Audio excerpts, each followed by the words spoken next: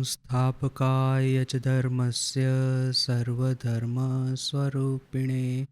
अवतारवरिष्ठाय रामकृष्णाय ते नमः।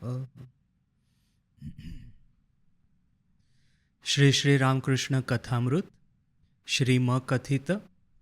डेट है 15 दिसंबर 1883। मास्टर महाशय ठाकुर के साथ में दक्षिणेश्वर में निवास करने के लिए आए हैं। ठाकुर ने जैसे कहा कि मने वने और कोणे बीच बीच में तपस्या कर लेनी चाहिए, तो इसी तरह से ये आजकल की लैंग्वेज में हम जिसको कहते हैं स्पिरिचुअल रिट्रीट, तो इस तरह की एक स्पिरिचुअल रिट्रीट पे मास्टर महाशय आए हुए हैं दक्षिणेश्वर में। तो ऑलरेडी हमने देख लिया सुबह से किस तरह से उनका कार्यक्रम स्टार्ट होता है ठाकुर का।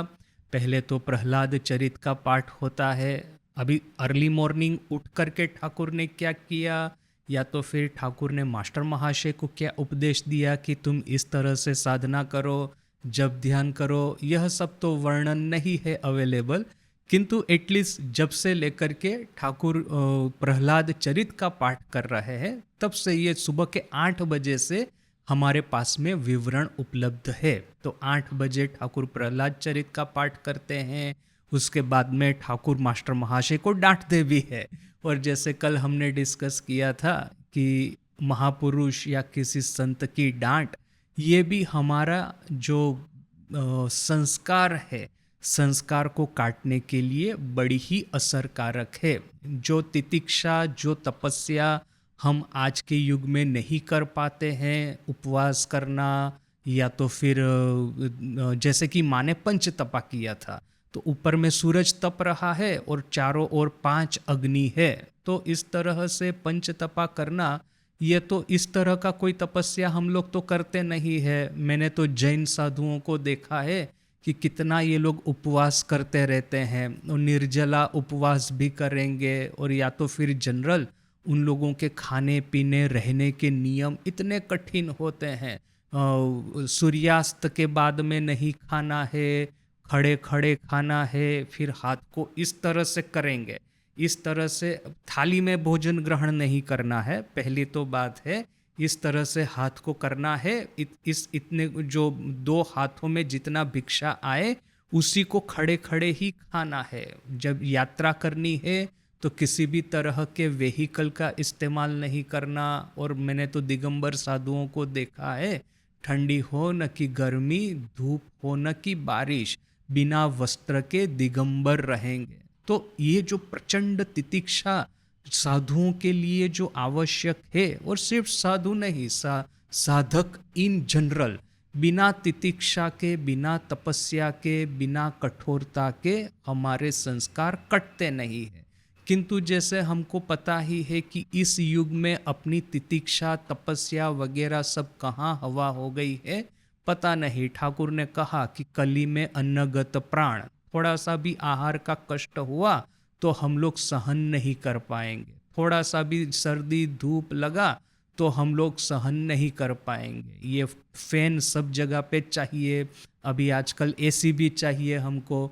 मुझे याद है मैं जब बेलूर मठ में ज्वाइन करने के लिए गया था पीपीटीसी में, तो मेन टेम्पल जो है ठाकुर का मुख्य मंदिर, वहाँ पे फैन नहीं थे।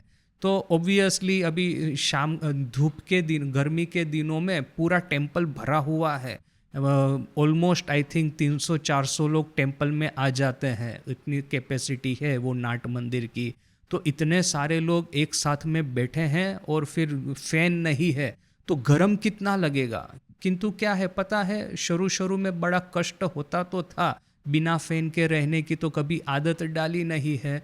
तो किंतु एक बार जब वो संध्या आरती प्रारंभ होगी तो जो 5 मिनट प्रारंभ में जो कष्ट होगा, संध्या आरती का दर्शन करते करते और ठाकुर की आरती का गान सुनते सुनते धीरे धीरे करके ये शारीरिक कष्ट, ये गर्मी लग रही है, पवन हवा बिल्कुल नहीं आ रही है, यह सब चीज़ें हम लोग भूल जाते थे। फिर ठाकुर की आरती में ही पूरा मन मग्न हो जाता था। सुबह को भी मंगल आरती के बाद में वहाँ पे हॉल में हम सभी लोग बैठे हैं, वैसे तो गंगा है पास में और वहाँ से पवन आता रहता है, किंतु कोई गारंटी नहीं है कि पवन हर बार आएगा ही। कभी कभी बड़ा गर्म लगता था, ये पूरा हम लोग पसीना हो जाते थे, पसीना पसीना हो जाते थे।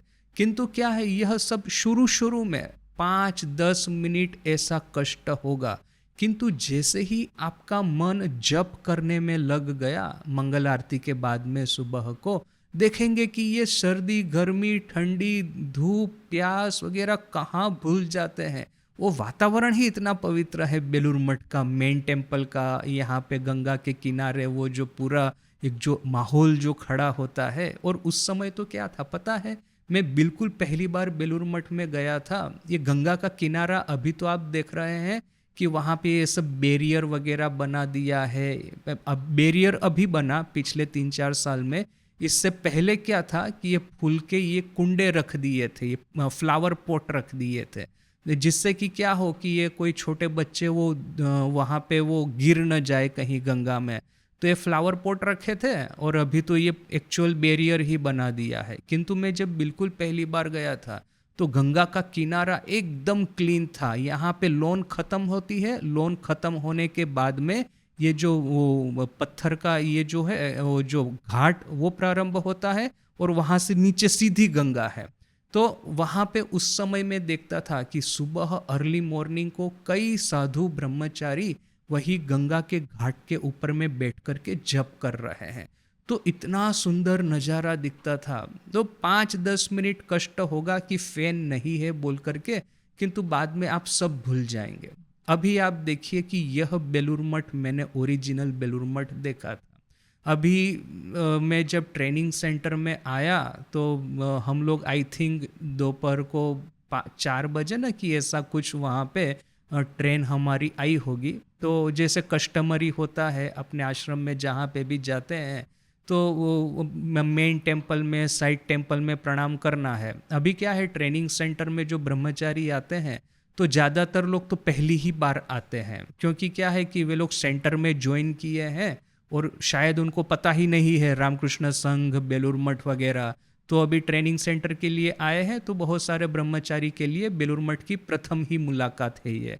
तो फिर किसी एक सीनियर ब्रह्मचारी जो पीपीटीसी का एक जो ब्रह्मचारी होता है तो उसको कह देते हैं कि ये सब पहली बार ब्रह्मचारी आए हैं, तुम इनको सब जाकर के साइड टेम्पल है मेन टेम्पल है दर्शन करवा के ले आओ। तो मेरे साथ में मैं था और मेरे साथ में एक दूसरा पीपीटीसी ब्रह्मचारी था। तो हमको कहा कि ये नए ब्रह्मचारी को लेके जाओ दर्शन करवा के आओ। तो हम लोग गए साइड। अभी मैं तो पीपीटीसी मैंने बेलूर मठ ही ज्वाइन किया है मैंने, तो मुझे तो पता है साइड टेम्पल क्या है मेन टेम्पल। तो दर्शन वगैरह कर लिए। थोड़ा सा मैंने देखा कि ये काफ़ी कुछ चेंज दिख रहा है, किंतु ठीक है चेंज है तो है। वो गंगा के किनारे फ्लावर पॉट वगैरह रख दिए हैं, जैसे कि एक अनऑब्स्ट्रक्टेड व्यू जो एक गंगा का था वो थोड़ा सा पहले फ्लावर पॉट दिखेंगे बाद में गंगा दिखेगी। तो ठीक है चलो ये भी ठीक है। फिर अब मैं तो ट्रेनिंग सेंटर में चले गए। फिर दूसरे दिन मंगल आरती के लिए जैसे ही जाकर के बैठे, मंगल आरती तो ख़त्म हो गई, तब तक मुझे पता नहीं चला कि प्रॉब्लम एक्चुअली क्या है, नया प्रॉब्लम क्या स्टार्ट हुआ है। जैसे ही मंगल आरती समाप्त हुई और मुझे जो याद था कि संपूर्ण शांति संपूर्ण नीरवता प्रसारित हो जानी चाहिए, उसकी जगह ये घर घर घर करके आवाज़ आ रहा है। मैंने कहा क्या हो गया, ये कौन सा आवाज़ है, या अर्ली मॉर्निंग को इस तरह से कौन हल्ला मचा रहा है। फिर ऊपर देखा तो ये सब पेडेस्टल फैन रख दिए हैं चारों ओर। एक्चुअली पेडेस्टल फैन अगले दिन भी थे और मैं जब वो जैसे ही मंगल आरती के लिए मैं प्रवेश किया उस समय भी थे, किंतु क्या है माइंड ऐसा हैबिचुएटेड हो गया है तो कि ये मंदिर में फैन है ही नहीं, फैन नहीं देखने के लिए जो हैबिचुएटेड हो गया है। नज़र के सामने भी फैन थे तो मैंने देखे नहीं थे। अभी ये आवाज़ इतना कर रहे हैं, मुझे इतना गुस्सा आया। मैंने कहा अरे ये बेलूर मठ में यहाँ पे फैन रखने की क्या ज़रूरत है। हम तो इतने दिन तक इतने सारे साधुओं ने, जब से बेलूर मठ का कंस्ट्रक्शन हुआ है मेन टेम्पल का, बिना फैन के यहाँ पे साधु लोग बैठे हैं। अभी आज क्यों यहाँ पे पेडेस्टल फैन लगा दिए, हम लोग यहाँ पे जप कर रहे हैं और ये फैन का आवाज़ चल रहा है। मुझे पहले दिन तो इतना मैं अपसेट हो गया था, ठीक से मैं जप ही नहीं कर पाया था। किंतु देखिए अब ये तो मेरी बात हुई, या तो फिर उन लोगों की बात कि जिन्होंने बिना फैन का ये मेन टेम्पल देखा होगा। जो कि पहली ही बार आए हैं बेलूर मठ में, जो कि पूरा लाइफ फैन में ही रहने को अभ्यस्त है, उन लोगों को ये फैन कोई ऐसा बड़ा कोई ये माने डिस्टरबेंस है बोल करके समझ में ही नहीं आएगा। फैन की आवाज़ के साथ में ये लोग पहले से ही अभ्यस्त हो गए हैं, तो यहाँ पे फैन में बैठ करके जब भी कर लेंगे और कहेंगे अच्छा ही है, थोड़ा सा हवा आ रही है तो शांति से बैठ के जब करेंगे। तो एक्चुअली क्या है, देखिए कि मैंने फिर किसी को पूछा था, किसी सीनियर साधु को मैंने कहा कि महाराज आपने बेलूर मठ में मेन टेम्पल में फ़ैन क्यों लगा दिए हैं? अभी तक तो हम लोग एकदम शांति से हम लोग जप करते थे, अभी ये फ़ैन का इतना आवाज़ आ रहा है, मैं डिस्टर्ब हो जा रहा हूँ। तो वो उन्होंने मुझे बताया कि देखो भाई, तुम ये ट्रेनिंग सेंटर में आज फ़ैन है, हम लोग इस तरह के ट्रेनिंग सेंटर में रहे हैं, वहाँ पे फ़ैन ही नहीं थे, तुम क्या रह पाओगे? मैंने कहा ये पता नहीं, मैंने मंदिर में बिना फैन के बैठना जब करना वो एक बात है, अपने कमरे में क्लासरूम में बिना फैन के बैठना आई डोंट नो कि ये हो पाएगा कि नहीं। तो देखो उन्होंने कहा कि हम लोग ने जो तपस्या की थी तुम नहीं कर पाओगे, तुमने जो तपस्या की थी वो पहले पहले ज्वाइन करने के लिए आए थे बिना फैन के मेन टेम्पल में बैठते थे, वो आज के लोग नहीं कर पाएंगे। यानी कि क्या है कि ये तपस्या का स्टैंडर्ड धीरे से धीरे करके वो थोड़ा सा तो डाउन होता ही जाएगा। ये शारीरिक तपस्या, शारीरिक कष्ट, ये कोई रामकृष्ण संघ का ऐसा कोई ये बहुत इसके ऊपर में जोर नहीं दिया जाता। ठाकुर ने खुद ने शारीरिक कष्ट प्रचंड किया है। माँ के ये जो प्रथम प्रथम जो दिन थे, प्रथम क्या बाद में भी जयराम बाटी में देखिए ना, दक्षिणेश्वर आती थी तो माँ बीमार हो जाती थी, गंगा की हवा सहन नहीं होती थी सब समय, और डायरिया वगैरह हो जाता था। और जयराम बाटी जाएगी तो खाने के लिए कुछ नहीं है माँ के घर में, वो उनकी माँ श्यामा सुंदरी देवी दूसरों के घर में काम करके वो जीवन निर्वाह कर रही है। अपने खुद के बच्चों को अपने रिलेटिव्स के वहाँ पे रखना पड़ा था विद्याभ्यास करवाने के लिए। कौन माँ अपने खुद के बच्चों को दूसरों के घर दे के आएगी, किंतु परिस्थिति ऐसी थी। तो माँ ने, ठाकुर ने, स्वामी जी ने, वराहनगर के दिनों की तो बात हमको पता है, डायरेक्ट डिसाइपल ने जो प्रचंड तपस्या की थी। किंतु आज हम देखेंगे, चाहे साधु हो न कि भक्त, हमारे जीवन में ऐसा कोई शारीरिक कष्ट, तितिक्षा या तो तपस्या, ऐसा बहुत ही मिनिमम है। हम लोगों के जीवन में यदि तितिक्षा जैसा कुछ है तो बस वही है कि सुबह को अर्ली मॉर्निंग मंगल आरती के लिए उठना है, तो रात आप जितने भी बजे सो गए होंगे तो आपको 4:30 बजे, यहाँ पे 5 बजे का टाइम है, सूर्योदय के अनुसार टाइम वेरी होता है। बंगाल में, बंगाल के जो सेंटर है तो सनराइज़ अर्ली हो जाता है, तो 4 बजे मंगल आरती होती है, और फिर जैसे जैसे आप वेस्ट की ओर जाएंगे तो आपका सनराइज़ का टाइम देरी होता जाएगा। तो बाकी इंडिया में, बाकी सब इस साइड में देखेंगे, वेस्टर्न साइड में तो 5 बजे का मंगल आरती का टाइम है, तो उसके अनुसार आपको एटलीस्ट 4:30 को उठना ही होगा यदि 5 बजे आपको टाइम पे जाना है मंदिर में। तो ये एक तितिक्षा हो गई। दूसरा है कि आपको आश्रम में रहना है, आश्रम का रूटीन फॉलो करना है, आश्रम का जो सिंपल खाना है वो खाना है, तो ये एक तपस्या हो गई। और ऑफ कोर्स कि ये ब्रह्मचर्य वगैरह जो है उसका पालन करना है, सत्य वचन का पालन करना है, एक इंटीग्रिटी, ऑनेस्टी होनी चाहिए अपने जीवन में। जो काम दिया गया है, जो ड्यूटी दी गई है उसको सिंसियरली करना है। तो ये तो कोई बहुत आपको शारीरिक कष्ट नहीं करना पड़ता है, मेंटल डिसिप्लिन अवश्य चाहिए, किंतु ये जो फिजिकल जो स्ट्रगल थी पहले के जीवन में, हमारे साधुओं के जीवन में, वो आज आपको नहीं मिलेगी। तो फिर क्या है ये, और कष्ट क्यों करते थे ये लोग? ऐसा नहीं था कि शारीरिक कष्ट करने का उनको शौक हो गया था बोलकर कि ये लोग करते थे। ये चर्चिल फर्चिल उस समय के थे जो भारत पे राज करते थे, उन लोगों का तो यही एक मानना था कि ये योगा, ये योगी, ये जो तपस्या ये लोग क्यों कर रहे हैं? क्योंकि इनके पास में खाने को नहीं है। खाने को क्यों नहीं है? क्योंकि ये लोग मानसिक कमजोर है। तो ये मेंटल वीकनेस की वजह से हम लोग कर्म नहीं कर पाते हैं, कर्म नहीं करने से हम लोग गरीब है, और गरीब है बोल करके ये जो योगा वगैरह जो जो एक अधरवर्ल्डली फिलोसॉफीज है वो हमने डेवलप कर दी है, वो उनका मानना था। किंतु हमको पता है कि ऐसा नहीं है कि हम मेंटली फिजिकली वीक थे बोल करके इस तरह से एक तरह की फेटिशिज्म जिसको इंग्लिश में कहते हैं, इस तरह की फिलोसॉफी में, प्रैक्टिस में हम चले गए थे। शारीरिक कष्ट इसलिए करना है जिससे कि हमारे संस्कार का शुद्धिकरण हो। किंतु आजकल के युग में इस तरह का शुद्धिकरण मुश्किल है। फिजिकल कष्ट करने की हमारी क्षमता बड़ी मिनिमम हो गई है।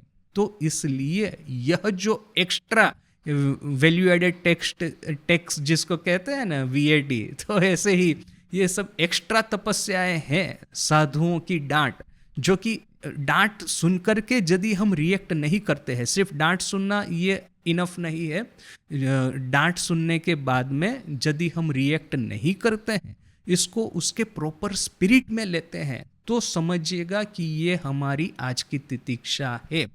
इस तरह से अपने अहंकार को हम निर्मूल करते हैं, निर्विशेष करते हैं।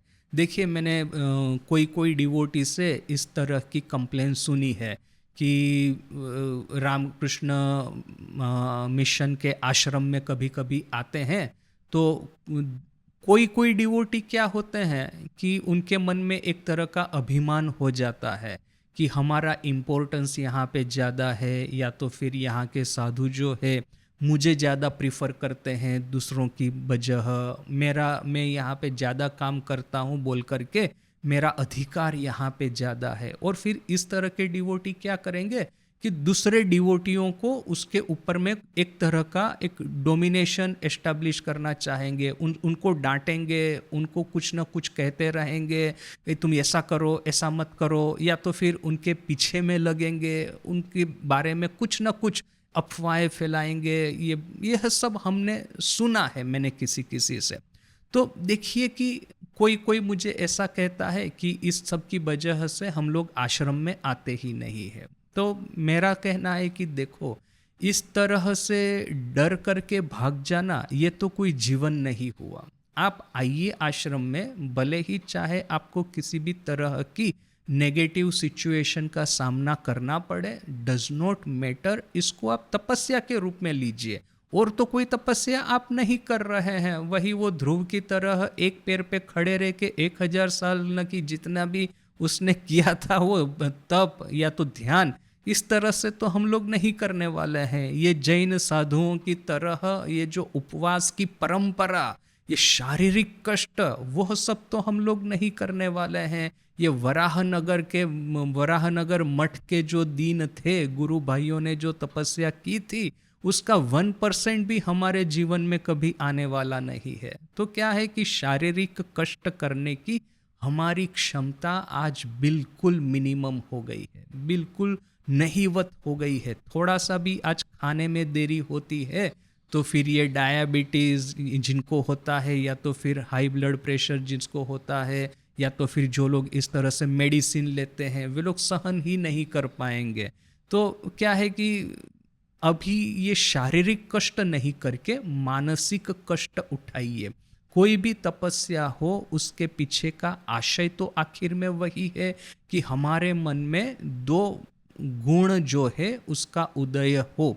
एक तो है वैराग्य, दूसरा है शरणागति, त्याग और भक्ति, ज्ञान और भक्ति। यह 2 गुणों का हमारे मन में उदय हो, यही किसी भी तरह के तप की ये जो उद्देश्य है, किसी भी तरह के तप का अंतिम आशय यही है। तो फिर हम यदि शारीरिक कष्ट नहीं कर सकते हैं, तो आओ चलो हम मानसिक कष्ट उठाते हैं। भले ही चाहे कोई मेरा इंसल्ट करे, भले ही चाहे कोई मेरे पीछे में मेरे बारे में बातें करे, भले ही चाहे मेरे बारे में झूठ मूठ की अफवाहें मेरे पीछे में कोई फैलाए, डज नॉट मैटर। मैं रामकृष्ण मिशन में आऊँगा, ठाकुर के पास में मंदिर में जाकर के बैठूंगा। यदि कोई एक्टिविटी में पार्टिसिपेट नहीं करना है तो डज नॉट मैटर, किंतु एटलीस्ट ठाकुर के साथ में मेरा संबंध मैं कभी नहीं तोड़ूंगा, भले ही चाहे जो कुछ भी हो जाए। इस तरह के डर के मारे रिट्रीट कर देना, तो फिर हमारे जीवन में और कोई तपस्या रहेगी ही नहीं। यदि आप अपने घर में बैठ करके फिर और कोई तपस्या करते हैं तो ओके, चलो इसका सब्स्टिट्यूट यह है, चलो ट्रेडिशनल तपस्या करते हैं। तो ट्रेडिशनल तपस्या नहीं हो रही है बोल करके इस तरह की आधुनिक तपस्याएं है। तो यहाँ पे भी हमने देखा कि ठाकुर ने जब मास्टर महाशय को डांटा, और अच्छे से डांटा, कि लज्जा नहीं होती है क्या कि बच्चे हो गए हैं उसके बाद में भी स्त्री संग जिस पंच महाभूत के देह में जितनी भी विकृतियां हैं उसको लेकर के भी इस देह के प्रति आकर्षण क्या बिल्कुल लज्जा नहीं होती है? क्यों इस शरीर को लेकर के रहना, पशुओं की तरह व्यवहार करना, जो मन भगवान की चिंतन करने में जो जो मन दिया गया है उस मन को लेकर के विषयों के आनंद में रमना, यह सब किस तरह का व्यवहार है बोल करके ठाकुर डांट लगा रहे हैं। और हमने क्या देखा? मणि चुपचाप नतमस्तक होकर के सब कुछ सुन रहे हैं। तो अभी देखिए कि ठाकुर की स्वयं डांट सुनने से उनके संस्कार कितने शुद्ध हो गए होंगे। स्वामी जी की डांट के बारे में तो हमने सुना ही है, इस तरह से डांटते थे कि कच्चा पोचा होगा तो उसका हार्ट फेल ही हो जाएगा। स्वामी जी की डांट सहन करने वाले वही राजा महाराज ही थे बेलूर मठ में, और किसी का साहस नहीं था। और स्वामी जी को पता भी था बोल करके स्वामी जी ऐसे किसी को डांटते भी नहीं थे। वो जो फेमस घटना हमने एक बार डिस्कस की थी कि स्वामी बेलूर मठ में दुर्गा पूजा का आयोजन हो रहा है, माँ शारदा स्वयं आई है। तो स्वामी जी ने जाकर के माँ से प्रार्थना की कि माँ मुझे बुखार करवा दो। तो माँ आश्चर्यचकित होकर बोलती है, बेटा ये तुम किस तरह का आशीर्वाद मांग रहे हो मेरे से? लोग मुक्ति भक्ति क्या क्या सब मांगते हैं, तुम बोल रहे हो कि मुझे बुखार चाहिए। तो स्वामी जी कहते हैं कि माँ देखो ये बच्चे बेचारे दिन भर परिश्रम कर रहे हैं, इतना मेहनत करके दुर्गा पूजा सफल करने के लिए कष्ट कर रहे हैं, किंतु मेरे में तो अभी धीरज नहीं बचा है। तो शारीरिक अभी ये जो बीमारी की वजह से, और फिर ये इतना बड़ा मिशन है, अभी एम इतना हाई है और अपना अचीवमेंट उसके अनुसार दिख नहीं रहा है एटलीस्ट उस समय, तो फिर मैं बहुत ही इम्पेशेंट हो जाता हूँ। हो सकता है कि बात बात में इनको डांट दूं, हो सकता है कि मारपीट भी कर बैठूं। अभी क्या है कि मैं कुछ करूंगा, मारूंगा भी, डांटूंगा भी, तो ये लोग तो बेचारे चुपचाप सहन कर लेंगे, किंतु फिर बाद में मुझे ही कष्ट होगा। बोल करके मुझे बुखार दे दो, मैं चुपचाप बुखार लेके पड़ा रहूंगा, ये बच्चे लोग अपना काम करेंगे, जब पूजा समाप्त हो जाए फिर मैं बुखार छोड़ के उठूंगा। तो अभी माँ ने क्या सही में आशीर्वाद दिया इस तरह का ये तो पता नहीं, माँ स्वयं ये बात कहती है, तो माँ ने कहा नहीं कि मैंने क्या आशीर्वाद दिया नरेन को, किंतु सही में स्वामी जी को बुखार हो गया। और फिर जैसे ही दुर्गा पूजा समाप्त हुई, माँ स्वामी जी को मिलने के लिए गई, देखा स्वामी जी लेटे हुए हैं। माँ ने कहा कि बेटा अभी तुम दुर्गा पूजा समाप्त हो गई, अभी तुम खड़े हो जाओ, तुम ही तो कहते थे कि पूजा के बाद में बुखार भाग जाएगा, भगा दूंगा मैं करके। तो जैसे ही माँ ने ऐसा कहा, स्वामी जी फटाक करके बैठ गए और कहा कि हाँ माँ देखिए ये बुखार चला गया। तो क्या है कि यह जो है कि ये स्पिरिचुअल लाइफ में एक तपस्या रूपी एक तितिक्षा के रूप में इस तरह की डांट को हमको लेना है। और सिर्फ ये डांट ही नहीं, जैसे मैंने कहा रामकृष्ण संघ के साथ में जुड़ करके आपको बहुत कई तरह के नेगेटिव अनुभव होंगे। दूसरे भक्तों का अभिमान आपको दिखेगा, कभी कभी साधुओं के भीतर में भी आपको अभिमान या तो इस तरह के कुछ दुर्गुण दिखेंगे। किंतु यदि हम उस सब चीज़ों को लेकर रहेंगे, मैंने कुछ कुछ भक्तों को देखा है साधुओं की निंदा करेंगे आपस में मिलकर के, यह साधु की ये दुर्गुण है, उस साधु की ये दुर्गुण है। अरे भाई, जिस आदमी ने अपना पूरा जीवन ठाकुर को समर्पित कर दिया है तो वो जाने और ठाकुर जाने, आप लोग कौन होते हैं साधु की निंदा करने वाले? ये साधु की निंदा करना, इससे बड़ा पाप और दूसरा कोई नहीं है। रामकृष्ण संघ के साथ में आप जुड़ते हैं तो यहाँ की जो कोई भी नेगेटिविटी है यदि आपको कष्ट देती है तो उसको ठाकुर का आशीर्वाद मान करके स्वीकार कीजिए। कहिए कि ये जो मेरे सामने आ रहा है, जिसकी वजह से मुझे मानसिक कष्ट मिल रहा है, तो भले ही चाहे मुझे मिले, इससे मेरा अहंकार ही कम होगा, इससे मेरा अभिमान ही कट जाएगा, मेरे भीतर में ठाकुर के प्रति शुद्ध शरणागति ही प्रकट होगी। ऐसा बोल करके धीरे से आपको बाकी सब चीज़ों में यदि इन्वॉल्व होना है तो होइए, न होना है तो न होइए, किंतु ठाकुर के साथ में अपना रिलेशन है उसको कभी तोड़िए मत। ठाकुर के मंदिर में आकर के जो नियमित जो कार्यक्रम होते हैं, आरती, उत्सव, प्रवचन, उसमें अवश्य पार्टिसिपेट करते रहिए। तो ये एक ठाकुर की डांट जो है उसके बारे में। इसके बाद में हमने देखा कि किस तरह से ठाकुर काली मंदिर में जाते हैं, वहाँ पे वो भवदारा भयहरा नाम सुने छी तोमार ये भजन गाते हैं। इसके बाद में देखिए कि ठाकुर फिर काली घर से वापस आते हैं अपने कमरे में। सुबह के 10 बजे हुए हैं। 8 बजे से लेकर के मास्टर महाशय ने जो विवरण प्रारंभ किया है, अभी तक 10 बजे हुए हैं। 2 घंटों का विवरण हमने ऑलरेडी पढ़ा। अभी आगे मास्टर महाशय क्या लिखते हैं। ठाकुर कालीघर होइते फिरिया आशिया तार घरे दक्षिण पूर्व बारांदाए बोशिया छेन। ठाकुर कालीघर से वापस आकर के उनके घर के दक्षिण पूर्व वरांडा जो है वहाँ पे बैठे हुए हैं। बेला दोष्टा होइबे, सुबह के 10 बजे हैं। एखनो ठाकुरेर भोग ओ भोग आरती होई नाई। अभी तक ठाकुर का अर्थात की माँ काली का और अन्यान्य देवी देवताओं का भोग नहीं उनको ऑफर किया गया है, ना ही भोग की आरती हुई है, ना ही भोग आरती हुई है। माँ काली और राधा कांतेर प्रसादी माखन और फलमूल हईते किछु लैया ठाकुर जल जोग करिया छेन। माँ काली और राधा कांत का जो सुबह का बाल भोग होता है उसमें से माखन और ये फल, इसमें से कुछ कुछ ठाकुर ने लेकर के जल जोग किया है, अर्थात की आहार किया है।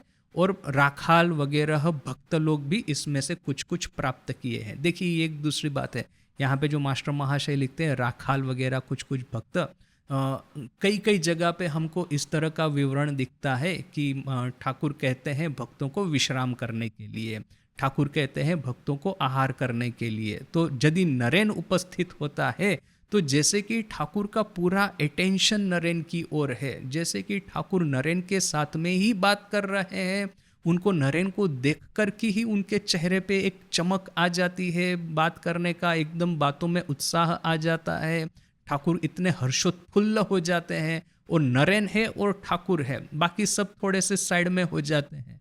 तो यह देख कर के भी किसी किसी के मन में ईर्ष्या होती थी। यहाँ तक कि ये शरत महाराज ने, स्वामी शारदानंद जी ने तो लीला प्रसंग में लिख ही दिया है कि नरेन को इतना इम्पोर्टेंस देते हैं बोल करके, दूसरों के मन में शायद थोड़ी ईर्ष्या होती थी। कथामृत में वर्णन है कि ये किसी ने ठाकुर को कहा कि वो जैसे कि नरेन ही आपके लिए सब कुछ है, आमरा जिनो भेजे है चेची, अर्थात कि ये पानी में ये जो सब चीज़ें तरती रहती है और इधर उधर जाती है बिना पर्पस के, वैसे ही हम लोग यहाँ पे तैर करके आ गए हैं पर्पजलेसली, विदाउट पर्पस। तो ठाकुर हंस करके कहते हैं कि देखो ये तुम्हारे ही बारे में बात कर रहा है, नरेन को कहते हैं। तो क्या है कि यह जो एक ईर्ष्या होना, तो इस तरह की ईर्ष्या होने से कि ठाकुर सिर्फ नरेन को ही प्रेम करते हैं, इतना मुझे क्यों नहीं करते, इस तरह की ईर्ष्या होना भी, और इस ईर्ष्या से युद्ध करके कैसे भी करके ठाकुर के प्रति अपना एक आकर्षण, ठाकुर के प्रति श्रद्धा भक्ति ये बना रहे, यह भी एक तितिक्षा है। क्योंकि अगेन ठाकुर भले ही चाहे बच्चों को ये कहते थे कि तुमको रात को इतनी ही रोटी खानी है, ज़्यादा रोटी खाओगे तो फिर रात भर बैठ करके तपस्या कौन करेगा, जब कौन करेगा। तो फिर ठाकुर की बात को काटने के लिए तो माँ थी ही थी, माँ के पास जाएंगे तो माँ पेट भर के रोटी खिलाती थी, तो वहाँ पे तो तपस्या करने का ऐसा कोई चांस नहीं था, मौका नहीं था इस तरह की तितिक्षा करने का, शारीरिक कष्ट करने का।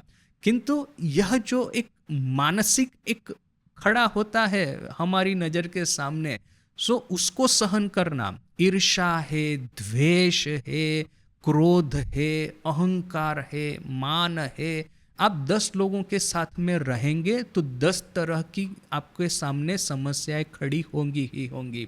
एक इंटरेस्टिंग कहानी कि मैं उस समय बेलूर मठ में ज्वाइन करने के लिए ही गया था, बिल्कुल मेरा आई थिंक के पहला ही महीना था उस समय।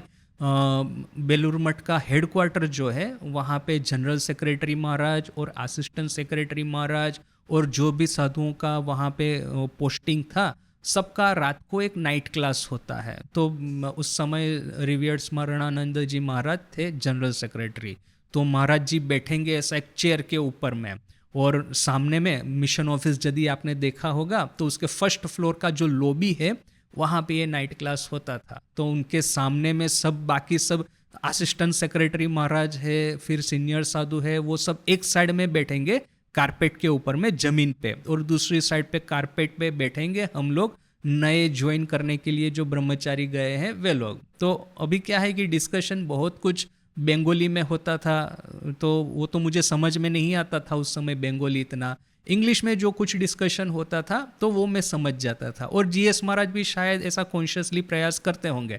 वैसे तो स्मरणानंद जी को बंगाली आता ही था, वहाँ पे आप बेलूर मठ में रहेंगे कुछ समय तो आप कोई भी आपका मदर टंग हो, कोई भी आप बैकग्राउंड से आते हो, बंगाली तो सब लोग सीख जाते हैं। तो बट आई थिंक कॉन्शियसली शायद महाराज ऐसा ट्राई करते थे कि इंग्लिश में थोड़ा सा डिस्कशन हो तो हम लोग जैसे मेरे जैसे जो नए लड़के आए हैं उनको भी कुछ सीखने का मौका मिले।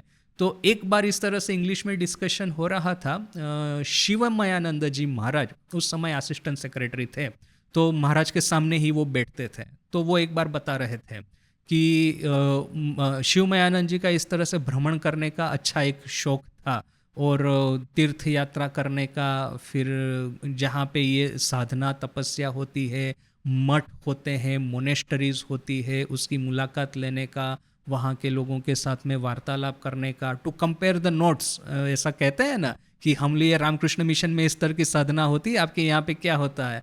तो ऐसा उनको एक अच्छा एक हैबिट था। तो एक बार बता रहे थे कि उन्होंने एक क्रिश्चियन सेमिनरी अर्थात कि जैसा हमारा ट्रेनिंग सेंटर है, वहाँ पे ट्रेनिंग सेंटर कम मोनेस्ट्री ऐसा एक था। तो वहाँ पे गए और वहाँ पे जो एबोट था, एबोट अर्थात कि महंत, तो उनके साथ में वार्तालाप कर रहा है।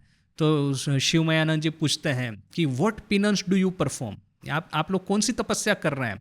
तो एबोट ने एक ही दो ही शब्दों में उत्तर दिया, कम्युनिटी लाइफ अर्थात कि क्या तपस्या कर रहे हो, तो साथ में रहने की। तो देखिए कि ये साथ में रहने की, 10 लोग यदि साथ में मिलकर के रहेंगे, काम करेंगे, तो ईगो क्लेश होना ही होना है। उस समय अपने को भीतर में से जो रिएक्शन आता है उसको कंट्रोल करके कैसे भी तरह से हम शरणागति को मेंटेन कर पाए, ठाकुर के प्रति अपनी जो श्रद्धा है उसको हम लोग मेंटेन कर पाए, तो देखेंगे कि वो मानसिक तपस्या है हमको आध्यात्मिक जीवन में कितना ही दूर लेकर के जाएगी। तो यहाँ पे भी ये जो मास्टर महाशय लिखते हैं, राखाल प्रभृति भक्तेराव किछु किछु पाइया छे। यहाँ पे राखाल था, राजा महाराज थे बोल करके ठाकुर का प्रेम ऐसा जैसे कि विजिबली दिखता है कि उसके प्रति इतना प्रेम है। यदि नरेन होता तो नरेन के प्रति ठाकुर का इतना प्रेम दिखता। किंतु देखिए कि मास्टर महाशय टू हिज क्रेडिट ऐसा कभी भी लिखते नहीं है, और ना ही मुझे लगता है कि उनमें उनके मन में ऐसा कुछ आया होगा कि ये जो त्यागी संतान है उनके प्रति जो ठाकुर का एक प्रेम भाव है, एक स्नेह भाव है, इतना मेरे और क्यों नहीं है। ठाकुर सबको इक्वली प्रेम करते थे, उसमें कोई प्रश्न ही नहीं है। किंतु जैसे होता है ना कि शक्ति का प्राधान्य, ठाकुर ने खुद ने कहा विद्यासागर को, विद्यासागर कहता है कि महाशय क्या ईश्वर ने किसी को ज़्यादा शक्ति कम शक्ति दी है। तो ठाकुर कहते हैं कि विद्यासागर की वो एक बात सुन करके उसकी कहाँ तक दौड़ है अकल की, वो समझ में आ गई। ठाकुर कहते हैं कि तुम्हारे पास में शक्ति नहीं होती तो हम लोग तुमको देखने के लिए क्यों आते, क्या तुम्हारे 2 सिंग निकल आए हैं क्या। तो देखिए कि शक्ति का तारतम्य होता ही है। इसके अनुसार ठाकुर जिनके भीतर में आध्यात्मिक शक्ति ज़्यादा थी उनको अवश्य थोड़ा सा अटेंशन ज़्यादा देते हैं। हालांकि बेलूर मठ वराहनगर मठ में एक बार ये गुरु भाइयों में इस तरह से झगड़ा लगा कि ठाकुर किसको सबसे ज़्यादा प्रेम करते हैं। अभी सभी लोग ठाकुर के पास में आते हैं, ठाकुर का नरेन के जो प्रेफरेंस है, राजा महाराज की ओर जो प्रेफरेंस है वो सबको दिखता है। इसके बावजूद इस तरह का झगड़ा होता है, क्यों? क्योंकि ठाकुर के खुद के मन में ऐसा नहीं है कि ये छोटा है या बड़ा है, बस वही है कि शक्ति के तारतम्य के अनुसार हमको बाहर से ऐसा दिखता है कि हाँ उसको जो अटेंशन देना चाहिए उसको। अब जैसे स्वामी जी कहते हैं ना कि ब्राह्मण के लड़के के लिए यदि 1 टीचर की आवश्यकता है तो परिया के लड़के के लिए 10 टीचर की आवश्यकता है। अब ये ऐसा नहीं है कि ब्राह्मण के लड़के की वैल्यू परिया के लड़के से कम है या ज़्यादा है, बस वही बात है कि उसको जो बैकग्राउंड है, उसकी जो सिचुएशन है, उसके अनुसार उसको वो रिसोर्सेज एलोकेट करने चाहिए। तो उसी बात को रिवर्स करके जिसमें शक्ति ज़्यादा है, हो सकता है ठाकुर उसके लिए उसकी साधना करने में सुविधा हो बोल करके उसको थोड़ा सा ज़्यादा अटेंशन देते होंगे, किंतु ये सब सरफेस लेवल पे है। तो मास्टर महाशय को यह सब समझ में एकदम क्लियर आता था, बोल करके उन्होंने ऐसा लिखा है कि राखाल वगैरह भक्तों ने भी थोड़ा थोड़ा प्रसाद पाया। ऐसा अपना नाम तो कभी लिखते ही नहीं है, राखाल और मैं ऐसा तो लिखते ही नहीं है, मैं और राखाल ऐसा तो कभी आपको सुनने में आएगा ही नहीं। तो देखिए कि यह सब तपस्याएं हमको जो कि ऊपर ऊपर से लगता है कि सुपरफिशियल लगता है, या तो फिर ऊपर ऊपर से लगता है कि अरे यहाँ पे आने से हमको इस तरह की नेगेटिविटी ही दिखती है, तो always convert this negativity into तपस्या। ठाकुरेर काछे बोसिया राखाल स्माइल्स सेल्फ हेल्प पढ़ीते छेन लॉर्ड आर्स्काइनेर विषय। ठाकुर के पास में बैठ करके राखाल एक किताब पढ़ रहा है, उसका नाम है smiles self help. Self help अर्थात कि अपने को खुद को हेल्प करना, स्माइल एक आदमी का नाम है। उसमें लॉर्ड आर्स्काइन एक ब्रिटिशर, उसके बारे में लिखा है। श्री रामकृष्ण मास्टरेर प्रति ओते की बोल छे, ठाकुर मास्टर के ओर देख करके कह रहे हैं कि इसमें क्या लिखा है। देखिए इसमें भी एक छोटा सा ही है एक सेंटेंस, इसके भीतर में देखिए कि डायनेमिक्स कितना सारा है। पढ़ रहा है राखाल तो लॉजिकली पूछना चाहिए राखाल को, किंतु पूछ रहे हैं मास्टर महाशय को। यानी क्या है पता है, ठाकुर ने वो ये जो जल जोग, ये फल मूल प्रसादी माखन, उसको वो जब आहार कर रहे होंगे ये लोग, उस समय शायद राखाल के साथ में ज़्यादा एक क्या कहते हैं अटेंशन दिखाया होगा, तो यहाँ पे उसको ये कंपनसेट कर रहे हैं। और राखाल का जो है कि बालक भाव है, उसके अनुसार उसको उस तरह से ट्रीट करना है, कहाँ पे उसको इम्पोर्टेंस देना है। मास्टर महाशय का है कि एक इंटेलेक्चुअल पर्सन है, तो जहाँ पे इंटेलेक्ट की बात आती है, किताब की बात आती है, एकेडमिक सब्जेक्ट है, तो ठाकुर राखाल को नहीं पूछ करके मास्टर महाशय को पूछ रहे हैं। इवन दो कि किताब पढ़ने वाला है राखाल, तो मास्टर महाशय को पूछते हैं ओते की बोल छे, उसमें क्या लिखा है, उसमें क्या कह रहे हैं। मास्टर क्या कहते हैं, साहेब फलाकांक्षा ना करे कर्तव्य कर्म करतेन, এই কথা বলছে निष्काम कर्म। साहेब अर्थात कि ब्रिटिश लोगों को ये बंगाली लोग साहेब कहते थे, अभी आजकल भी कहते हैं, पता नहीं क्यों। तो एनीवे तो साहेब अर्थात कि ये जो स्माइल जो है जिसका ऑथर, वो फल की आकांक्षा न करके कर्तव्य कर्म करने को कह रहे हैं। यह बात उसमें लिखी है, निष्काम कर्म। तो ठाकुर क्या कहते हैं, तबे तो बेश, तो बहुत अच्छा है, किंतु पूर्ण ज्ञानेर लक्षण एक खानाओ पुस्तक संगे थाकबे ना, जेमन सुखदेव तार सब मुखे। तो ये तो अच्छी बात है कि निष्काम कर्म के बारे में, फल की आकांक्षा न रख के कर्म करने के बारे में कह रहे हैं, किंतु पूर्ण ज्ञान का लक्षण है एक भी पुस्तक साथ में रहेगी नहीं, जैसे कि सुखदेव सब कुछ उनका मुखस्थ था, अर्थात कि जिह्वा पे सरस्वती बैठी हुई थी। अभी देखिए इस एक सेंटेंस में है बहुत कुछ। पहली बात तो कि टॉपिक जो है, अर्थात कि मास्टर महाशय जो कहते हैं कि उस किताब में क्या लिखा है, तो निष्काम कर्म के बारे में, किंतु उसके सामने जो ठाकुर का जो रिएक्शन है, रिप्लाई तो नहीं रिएक्शन कहेंगे, या जो ठाकुर का जो कमेंट है, उसमें देखिए कि कर्तव्य कर्म के बारे में ऐसा कुछ नहीं कहा है, निष्काम कर्म के बारे में उन्होंने कुछ कोई ओपिनियन या कोई अपना मतामत जाहिर नहीं किया। सीधा सीधी एक दूसरी ही टाइप का उन्होंने एक कमेंट किया कि पूर्ण ज्ञान का लक्षण है कि एक भी पुस्तक साथ में नहीं रहेगी, जैसे कि सुखदेव उनकी जिह्वा के ऊपर में ही जैसे कि सरस्वती सवार है। तो अभी प्रश्न होगा कि क्या ठाकुर का निष्काम कर्म के बारे में कोई ओपिनियन नहीं था? क्या ठाकुर का निष्काम कर्म के ऊपर में कोई एक तरह का क्या कहेंगे रिजर्वेशन था? बोल करके ठाकुर ने उस पर कुछ नहीं कह के एक दूसरा ही टॉपिक प्रारंभ कर दिया। और ख़ास करके बाद में जो हुआ था, स्वामी जी ने जब ये शिवज्ञान जीव सेवा रामकृष्ण मिशन की स्थापना की, आत्मनो मोक्षार्थम जगत हिताय च का जो हमको नारा दिया, सूत्र दिया, और उसके अनुसार ये अखंडानंद जी फेमिन रिलीफ है वगैरह करने लगे, यहाँ पे ये ऑर्फनेज स्टार्ट किया, प्लेग रिलीफ वगैरह स्टार्ट हुआ था। तो मास्टर महाशय एक खास करके एक थे कि जिनके मन में एक संदेह रहा था। देखिए हमने जब स्वामी जी का बायोग्राफी है उसका जब हम पाठ कर रहे थे, उसमें भी हमने देखा था कि ये रामकृष्ण संघ की क्या भविष्य गतिविधि होगी। ठाकुर की महासमाधि के बाद में उसको लेकर के गुरु भाइयों में दो दल बन गए थे। एक गृहस्थ थे, दूसरे त्यागी थे। उसमें भी ये मास्टर महाशय जैसे कुछ लोग थे जिनका कि नरेन के प्रति सहानुभूति पूरा था। नरेन के बारे में, राजा महाराज के बारे में, त्यागी संतानों के बारे में ठाकुर के जो वचन थे वो सब उनको पूरा पूरा पता था। माँ की महिमा के बारे में मास्टर महाशय संपूर्ण रूप से अवगत थे।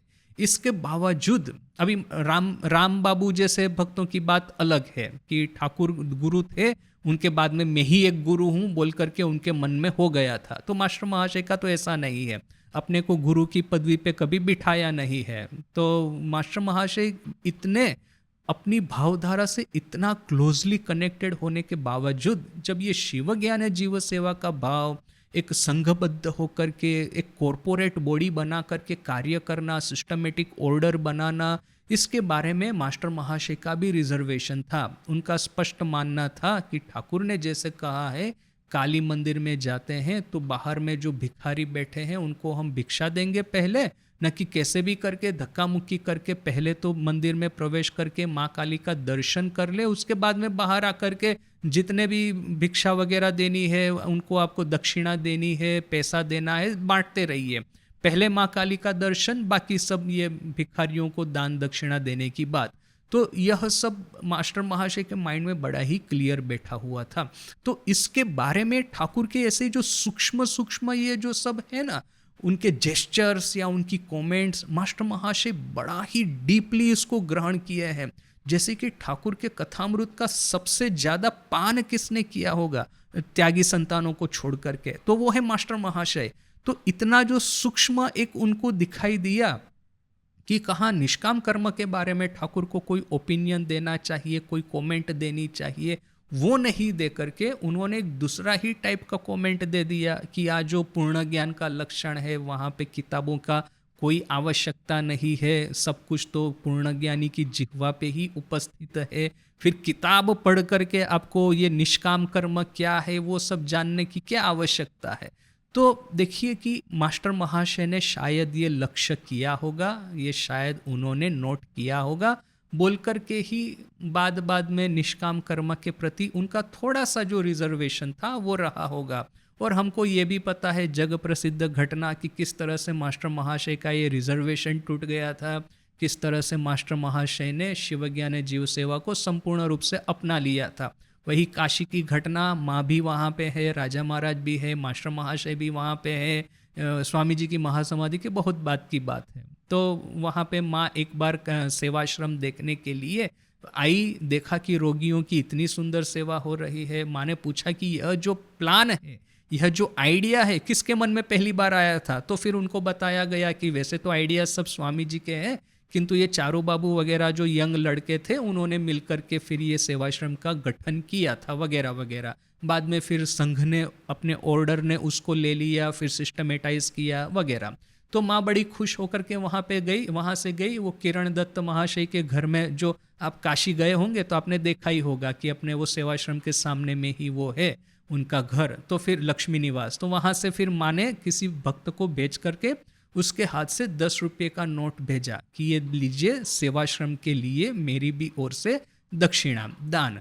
तो अब राजा महाराज को ये पता चला तो उन्होंने कहा कि बोला ये मास्टर महाशय को बात करते हैं उनके साथ में।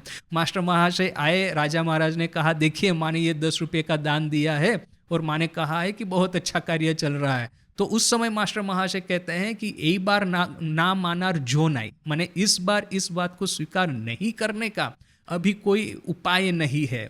तो देखिए कि ये रिजर्वेशन वगैरह जो है ठाकुर को बहुत अच्छे से मास्टर महाशय समझे थे। इसीलिए देखिए कि एक और तो अपना एक बिलीफ होता है कि ऐसा ऐसा होना चाहिए, ये मेरा पर्सनल ओपिनियन है। तो ऐसा पर्सनल ओपिनियन रखने वाले लोगों की संख्या अपने संघ में उस समय भी कम नहीं थी, आज भी नहीं है। किंतु ये पर्सनल ओपिनियन किसी काम का नहीं है जब तक आप ठाकुर माँ स्वामी जी को डीपली स्टडी न करते हैं। फैक्ट के ऊपर में मेरे ओपिनियन बने हैं, फैक्ट के ऊपर में मेरा ये ऑब्जर्वेशन बना है, फैक्ट्स को आप कैसे नज़रअंदाज कर देंगे। जैसे हमने कल भी डिस्कस किया था कॉम्प्लीमेंटारिटी सभी बातों में। यहाँ पे ठाकुर पंच महाभूत के देह की निंदा कर रहे हैं, वहाँ पे वो माँ के साथ में रहते हैं। हालांकि दैहिक संबंध नहीं है, किंतु विवाह तो किया है। दैहिक संबंध भले ही चाहे नहीं है, किंतु माँ की चिंता कितनी करते हैं। वो जो एक हमने देखा ही माँ के वो जीवन में कि माँ को पूछते हैं कि कितनी रोटी खाओगी, फिर जैसे ही माँ ने बेचारी ने बड़े शर्माते शर्माते उत्तर दिया लज्जित हो करके, ठाकुर ने कहा कि तो फिर तुमको इतने रुपये से चल जाएगा, बोल करके इतने रुपये बलराम बाबू की जमींदारी में इन्वेस्ट किए, और इस इन्वेस्टमेंट में से जो इंटरेस्ट आता है उसमें से माँ का खर्चा चलेगा। माँ के लिए जो गहने बना दिए थे, तो उस समय भी प्रश्न हुआ था कि ठाकुर के पास में पैसे आए कहाँ से, यदि वो जो सैलरी है वो स्वीकार नहीं करते थे, मथुर बाबू से कुछ लेते नहीं थे, दूसरों से कुछ नहीं लेते थे। यहाँ पे ये जो मारवाड़ी भक्त आकर के ठाकुर को कहते थे कि आपको इतना रुपया दे देंगे, यह दे देंगे, ठाकुर एकदम घोरतर आपत्ति करते थे कुछ नहीं लेने के लिए। तो फिर माँ के भविष्य की चिंता करने के लिए यह जो इन्वेस्टमेंट जो किया है, भविष्य की रक्षा करने के लिए जो इन्वेस्टमेंट किया है, वो पैसा कहाँ से आया, फिर ये गहने बनाने के पैसे कहाँ से आए। तो क्या है कि ठाकुर का यह जो था, एक बार आपने स्टडी किया तो आपको कॉम्प्लीमेंटारिटीज दिखती है, किंतु ये कॉम्प्लीमेंटारिटीज हम अपने मन में खड़ी करते हैं, हम इसके बारे में अपने से सोचते हैं कि हाँ यह एक और है ठाकुर का कि टाका माटी, माटी टाका बोल करके, पैसा मिट्टी है, मिट्टी पैसा है बोल करके पैसों को एक बार गंगा में फेंक दिया। अभी यही ठाकुर बाद में कहते हैं कि माँ लक्ष्मी यदि मेरे से नाराज हो जाएगी तो कैसे चलेगा, यदि खेट बंद करे दे, अर्थात की खेट अर्थात की सैलरी, या तो फिर ये जो भरण योगक्षेम जिसको कहते हैं कि आहार है, फिर निवास है, रोटी कपड़ा मकान, यह सब यदि माँ छीन लेगी मेरे से तो कैसे चलेगा। तो फिर ठाकुर क्या कहते हैं माँ को कि तुम मेरे हृदय में रहना, माँ लक्ष्मी को कहते हैं। किंतु यह तो कॉम्प्लीमेंटारिटी हो गई। एक बार तो उन्होंने जो प्रचंड त्याग जो है वो दिखा दिया है। तो यदि हम इस तरह से कॉम्प्लीमेंटारिटीज अपने माइंड में खड़ी करते रहेंगे, इस तरह की कॉन्ट्राडिक्शन हम खोजते रहेंगे जो ठाकुर के कोर मैसेज है, तो फिर क्या हम लोगों को ऐसा नहीं लगेगा कि ठाकुर का ये जो कोर मैसेज है, प्रचंड त्याग तपस्या, वो डाइल्यूट होता जा रहा है। फिर हम जब हमारे सामने ये चॉइस करने का जब मामला आएगा कि प्रेयश्च श्रेयश्च मनुष्य में तत्, ये जो प्रेय और श्रेय हमारे सामने आते हैं, आइडियली हमको श्रेय को सिलेक्ट करना है, किंतु फिर प्रेय की ओर तो हमारा आकर्षण है। उस समय ये जो क्रिटिकल पॉइंट होते हैं अपनी लाइफ के, जिस समय हमको श्रेय सिलेक्ट करना ही है, उस समय इस तरह की आर्ग्यूमेंट कि नहीं ठाकुर के मैसेज में तो कॉम्प्लीमेंटारिटीज है, ठाकुर के मैसेज में कॉन्ट्राडिक्शन भी है, ठाकुर के जीवन में और उनकी कथन में कहीं कहीं पे थोड़ा बहुत विरोधाभास दिख जाता है। एक और ठाकुर कहते हैं कि सत्य वचन का पालन मैंने माँ को सब दे दिया, माँ काली को सत्य नहीं दे पाया। यहाँ पे तो माँ शारदा कहती है कि अपने जो प्रियजन है उनके स्वास्थ्य की रक्षा करने के लिए मिथ्या भी वचन करना पड़े तो उसमें कोई गलत नहीं है। तो इस तरह से जो अपनी आर्ग्यूमेंट, अपना रिजोल्व क्रिटिकल टाइम पे वीक हो जाएगा, तो क्या हम श्रेष्ठ निर्णय कर पाएंगे, श्रेष्ठ चॉइस कर पाएंगे अपनी लाइफ में? सो वो क्वेश्चन खड़े होते हैं। इन सब का कोई इजी उत्तर नहीं है, हम सबको अपना अपना उत्तर खोजना है।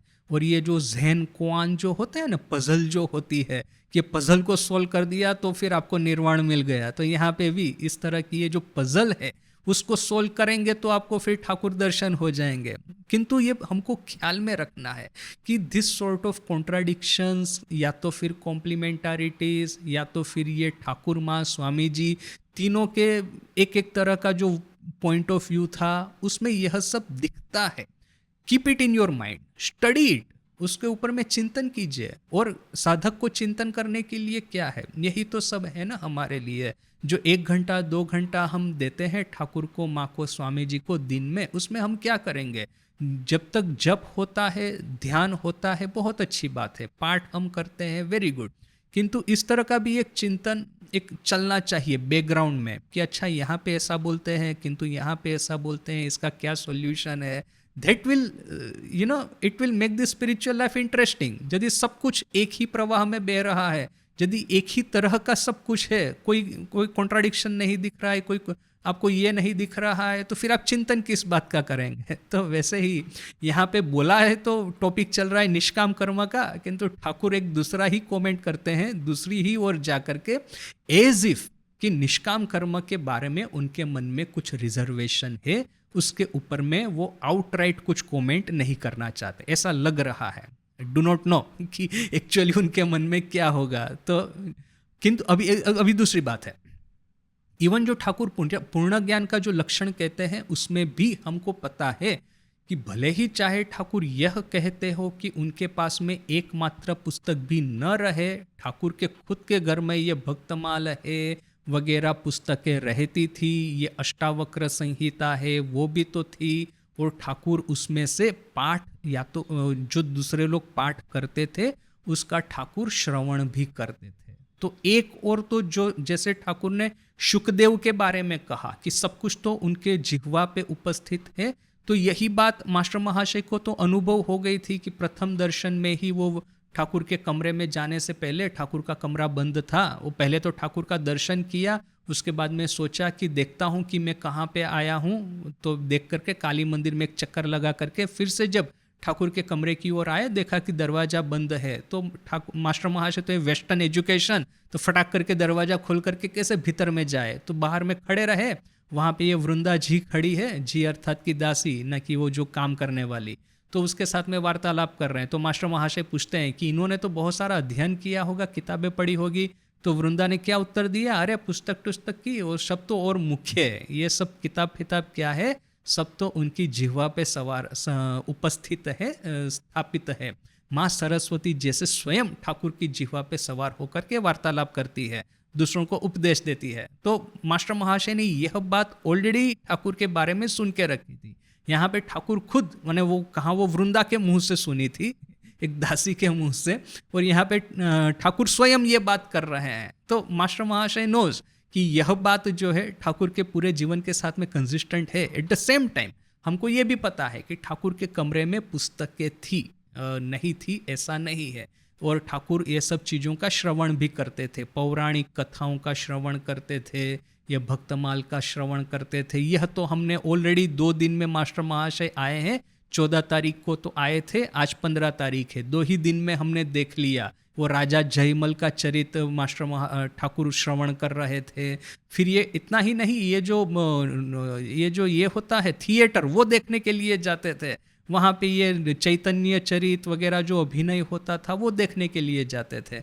तो ऐसा नहीं है कि ठाकुर किताब का श्रवण नहीं करते थे, पौराणिक कथाओं का श्रवण नहीं करते थे, किंतु फिर भी in contrast to that Thakur कहते हैं कि पूर्ण ज्ञान का लक्षण है सब कुछ जिह्वा पे होना चाहिए, एक भी पुस्तक साथ में ना हो। तो प्रश्न होगा कि ठाकुर स्वयं किताबें क्यों रखते हैं, तो इसका किस तरह से उत्तर देंगे। एक सहज उत्तर यह है कि किताबें ठाकुर के लिए नहीं है, भक्तों के लिए है। ठाकुर जब श्रवण करते हैं तो इस बहाने भक्त लोग भी श्रवण करते हैं। फिर जो नरेन का ब्रेन वॉश करना था, तो नरेन को कहा कि तुम भले ही चाहे अष्टावक्र संहिता न पढ़ो, तुम मुझे पढ़ करके सुनाओ। तो भक्तों के लिए रखी होगी, ये भी एक सॉल्यूशन हो सकता है। किंतु जैसे कि इन लोगों के कार्यकलाप है, इसके बारे में 100% कोई भी व्याख्या करना संभव नहीं है। इसके बाद का जो है अभी हम बाद में देखेंगे, इस पॉइंट में और भी 2-3 है, कल देखते हैं, आज नहीं। ओम शांति शांति शांति, हरि ओम तत्सत। श्री राम कृष्णार्पणमस्तु।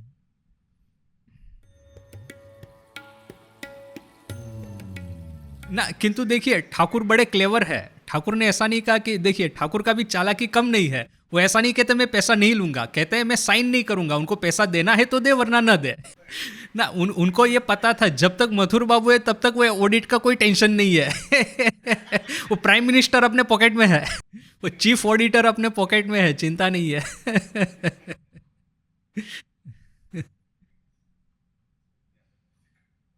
ना। We can turn it to our साधना ना। जैसे ये ज़ेन कोआन है, the sound of one hand clapping. अभी एक हाथ से आप ताली बजा ही नहीं सकते, पहली बात तो, और यदि बजाएंगे तो किस तरह का आवाज होगा, think over it. Then this contradiction will become so big, then he will realize that माया के जगत में यही है, माया के जगत में there is no such solution. हमको जो चीज़ परफेक्टली अलाइन भी दिखती है उसमें भी आपको हजार कॉन्ट्राडिक्शन इनहेरेंट है जो कि हमको दिखती नहीं है। यहाँ पे कॉन्ट्राडिक्शन दिखती है, वहाँ पे नहीं दिखती है। अभी जैसे वो युधिष्ठिर को वो यक्ष प्रश्न कर रहा है, जीवन का सबसे बड़ा आश्चर्य क्या है, तो कहता है कि मृत्यु सबके सामने निश्चित है, उसके बावजूद इस तरह से बिहेव कर रहे कि कोई कभी मरने वाला नहीं है। So this is the biggest contradiction in our life कि अब यूथ है, ये एनर्जी है, ये सब कितने साल है, आपके 20 साल, 30 साल, 40 साल एट द मोस्ट, आपका 50 क्रॉस हो गया। ये जो हम कल मिड लाइफ क्राइसिस की बात कर रहे थे, जैसे ही 50-60 क्रॉस होता है आपका पूरा लाइफ एक, फिर उसके बाद में यदि आप वो ऐसा बिहेव करेंगे ना, I am still in my 20s and still in my 30s, you are going to suffer. अभी आजकल ये जो धनपति लोग हैं ना, बिलियोनियर, वे लोग इमोर्टालिटी की खोज कर रहे हैं। ये गूगल का एक प्रोजेक्ट, एक कंपनी है Calico, most probably I think, कि हाउ टू अटेन इमोर्टालिटी, कि बॉडी को किस तरह से आपको एक्सटेंड कर सकते हैं अपनी लाइफ को। तो अभी मॉडर्न मेडिसिन ऑलरेडी हमको 60-70 ईयर्स तक तो हम बचा के ही रखती है। पेंडेमिक वगैरह का फटाफट करके ये वैक्सीन बन जाता है। यदि आप धनपति है और एम्स फेम्स में ट्रीटमेंट ले सकते हैं तो हार्ट रिप्लेस भी कर सकते हैं। अभी आज ही मैंने पढ़ा कि ये पिग, यानी कि वो पिग में से ये लंग ट्रांसप्लांट ह्यूमन में हुआ है। अभी ये कल आ जाएगा कि लेब ग्रोथ, ये सब ऑर्गन्स हो रहे हैं। तो you may extend your life beyond one point, but that life will not B worth living. तो क्या है कि यह तो सबसे बड़ा कॉन्ट्राडिक्शन है अपने जीवन का।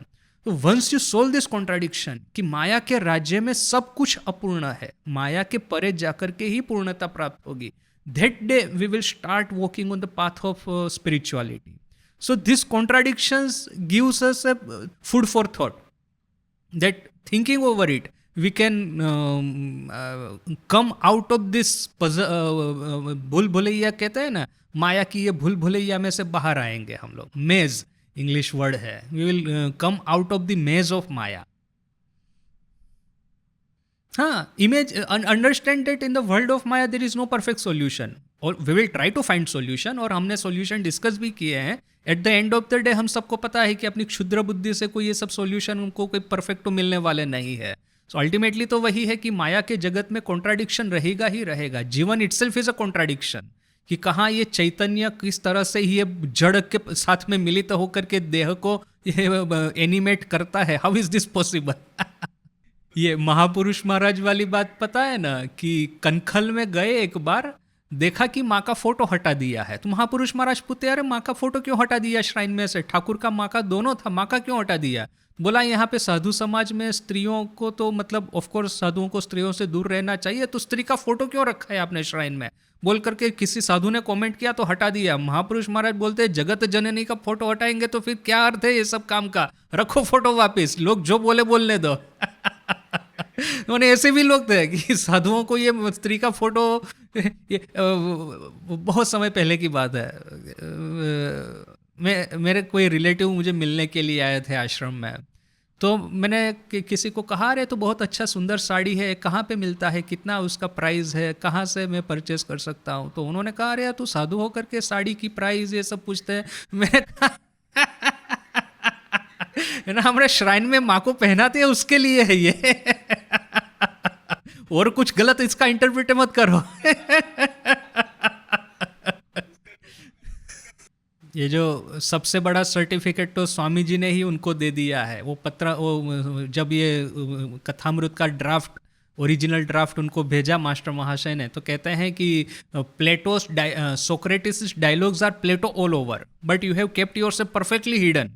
यानी ये प्लेटो ने सोक्रेटिस के जो डायलॉग लिखे हैं, अभी ये लोग कहते हैं ये प्लेटो के खुद के विचार थे, सोक्रेटिस के मुंह में डाल दिए हैं, but you have kept yourself perfectly hidden. आपने अपना जो प्रेजुडाइज, उस समय बोलने वालों की कम संख्या नहीं थी कि ये ठाकुर तो अनपढ़ काली के पुजारी थे, वो इतने सब लिबरल आइडियाज़ कैसे उनके माइंड में आए? तो मास्टर महाशय तो एमए किए टीचर थे, अपने आइडियाज़ ठाकुर के मुंह में बिठा दिए। किंतु नरेन तो ठाकुर को पहचानता है, वहाँ पे मास्टर महाशय का 1% भी आ गया होता तो नरेन फटाक करके पॉइंट आउट करता। सो दैट इज़ वन थिंग। और दूसरा बहुत बड़ा सर्टिफिकेट स्वामी जी अपने लेटर में लिखते हैं कि ये जो सब अमेरिका से एक बार उन्होंने पैसा पैसा भेजने की शुरुआत की, फिर पैसों का मैनेजमेंट करना वो जो जब चल रहा था, तो नरेंद्र स्वामी जी लिखते हैं लेटर में, पैसों के बारे में मैं सिर्फ मास्टर महाशय को ट्रस्ट करता हूँ और किसी गृहस्थ को मैं ट्रस्ट नहीं करता। तो ये आप सोच लीजिए कि स्वामी जी की ओर से ये सर्टिफिकेट उनको मिला हुआ है कि और कोई नहीं है जिसको लेकर के स्वामी जी कामिनी कांचन को ट्रस्ट करे कि उनके हाथ में ये सब सेफ रहेगा। ओनली मास्टर महाशय इज सच ए पर्सन। सो